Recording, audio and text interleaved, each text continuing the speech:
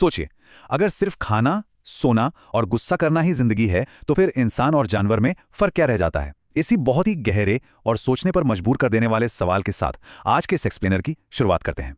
आज हम कहानी कहने की कला यानी स्टोरी टेलिंग, इंसानी मनोविज्ञान और जानवरों के दिमाग पर सदियों से चली आ रही एक बहुत पुरानी दार्शनिक बहस के संगम को डिकोड करने वाले हैं। ये पूरी चर्चा हमें इस बात की तह तक ले जाएगी कि आखिर इंसान होना असल में है क्या। तो चलिए सबसे पहले ये समझते हैं कि वो कौन सी चीज़ है जो जिंदा रहने की एक आम सी सर्वाइवल इंस्टिंक्ट को एक शानदार हीरो की कहानी में बदल देती है। इसे समझने के लिए आरव नाम के एक छोटे से गांव के लड़के की कहानी लेते हैं। अब आरव बहुत ही गुस्सैल, स्वार्थी और थोड़ा आलसी किस्म का लड़का है। उसे बस अपनी पड़ी रहती है, बात बात पर झगड़ता है। अगर हम इसे एक कहानीकार की नज़र से देखें तो ये आरव का बिल्कुल कच्चा रूप है, लेकिन एक बेहतरीन स्टोरी टेलर इस कच्चेपन को महानता में कैसे बदलता है, यही तो असली जादू है।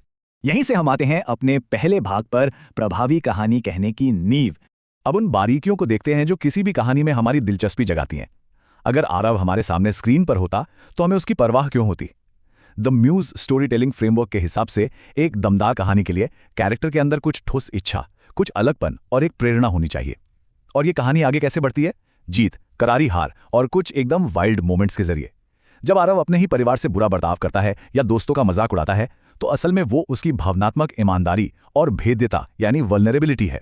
कहानीकार हमें सिर्फ एक परफेक्ट इंसान नहीं दिखा रहा, बल्कि वो आरव की कमजोरियां दिखा रहा है ताकि हम उसके सफर से खुद को गहराई से जोड़ सकें। और यही कमजोरियां हमें ले जाती हैं दूसरे हिस्से की तरफ, हीरो का कैरेक्टर आर्क। बेसिक स्ट्रक्चर से थोड़ा आगे बढ़ें तो एक प्रभावशाली कहानी हमेशा एक गहरे मनोवैज्ञानिक बदलाव पर टिकी होती है। क्रिस्टोफर वोगलर और जोसेफ कैम्पबेल ने हीरो की यात्रा को 3 अलग-अलग कालानुक्रमिक चरणों में बांटा है, जो देखना वाकई दिलचस्प है। आरव की कहानी का पहला चरण है उसकी अपनी स्वार्थी और आम सी दुनिया। फिर आता है दूसरा चरण, अज्ञात में प्रवेश। एक दिन आरव अपने दादाजी के साथ खेत पर जाता है। ये उसके लिए एकदम नई जगह है जहां उसे कुछ ऐसा दिखने वाला है जो उसे हमेशा के लिए बदल देगा। यहाँ सबसे अहम बात यह है कि बाहरी प्लॉट यानी जो बाहरी यात्रा हमें दिख रही है वो हमेशा एक आंतरिक यात्रा का आईना होती है। आरव शारीरिक रूप से तो खेत में जा रहा है, लेकिन मानसिक रूप से उसे अपने उस गहरे मनोवैज्ञानिक अज्ञान और स्वार्थ से बाहर आना है जो उसे बुरी तरह जकड़े हुए है। तो अब सवाल उठता है कि ये बदलाव होता कैसे है।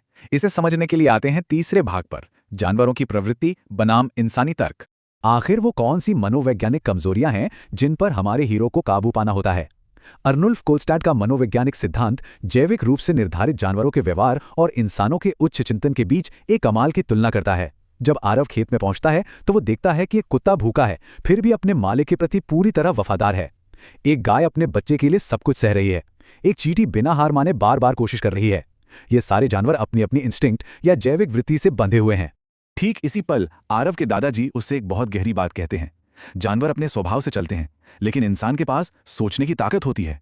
इंसान वही है जो अपने गुस्से को कंट्रोल करे, दूसरों की मदद करे और सही गलत समझे। कोलस्टैट का ये कोड भी बिल्कुल यही बात कहता है। विचार करने और खुद चुनाव करने की अनूठी क्षमता ही वो चीज है जो एक कैरेक्टर को जैविक आवेग से ऊपर उठाकर एक सच्चा हीरो बनाती है। अब इस सोच को थोड़ा और विस्तार देते हैं हमारे चौथे भाग में, मन का दर्शन। आपको बता दूं कि जैविक वृत्ति और चिंतनशील तर्क के बीच के इस अंतर पर दार्शनिकों ने सदियों से तीखी बहस की है।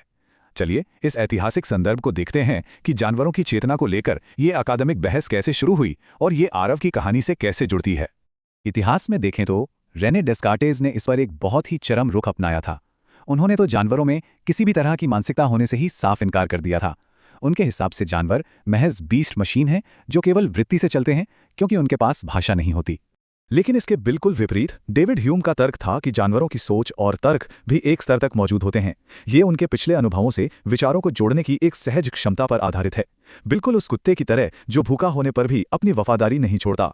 आज के समय में भी ये बहस आधुनिक नजरिए से जारी है। इंटेंशनल सिस्टम थियरी या कॉमन सेंस फंक्शनलिज्म जैसे सिद्धांत इस बात की पड़ताल करते हैं कि क्या जानवरों में इंसानों जैसी कोई आंतरिक स्थिति होती है या वे सिर्फ इरादों की नकल करते हैं। लेकिन हमारी कहानी के हीरो आरव के लिए यह सिद्धांत कोई किताबी बात नहीं, बल्कि एक व्यवहारिक सच्चाई बन जाता है। उसे समझ आ जाता है कि उसके पास जानवरों से अलग एक सही विकल्प चुनने की आज़ादी है। और यही आज़ादी हमें हमारे 5वें और आखिरी भाग की तरफ ले जाती है, हीरो की यात्रा को पूरा करना।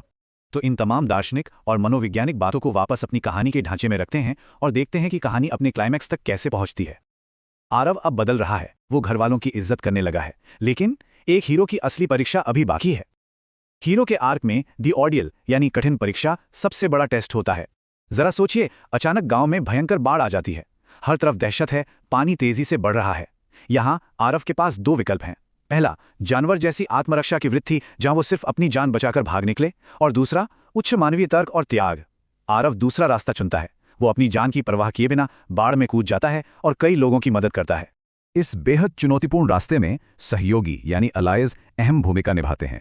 जिस तरह खेत में उस कुत्ते ने अपने मालिक के प्रति अटूट वफादारी दिखाई थी, उसी तरह आरव भी अब अपने समुदाय और गांव वालों के लिए एक ऐसा ही निस्वार्थ और गहरा जुड़ाव महसूस करता है। यहाँ सबसे महत्वपूर्ण बात यह है कि सच्ची वीरता के लिए एक पुनरुत्थान या रेजरेक्शन की आवश्यकता होती है। आरव अपनी जैविक सीमाओं से परे जाकर पूरे गांव को उस आपदा से सुरक्षित निकालता है। पूरा गांव उसकी तारीफ करता है और अंत में दादाजी एक बहुत ही गहरी बात कहते हैं, इंसान की पहचान उसके चेहरे से नहीं, उसके व्यवहार से होती है। यही वो अमृत है जिसे हीरो अपने साथ लेकर लौटता है।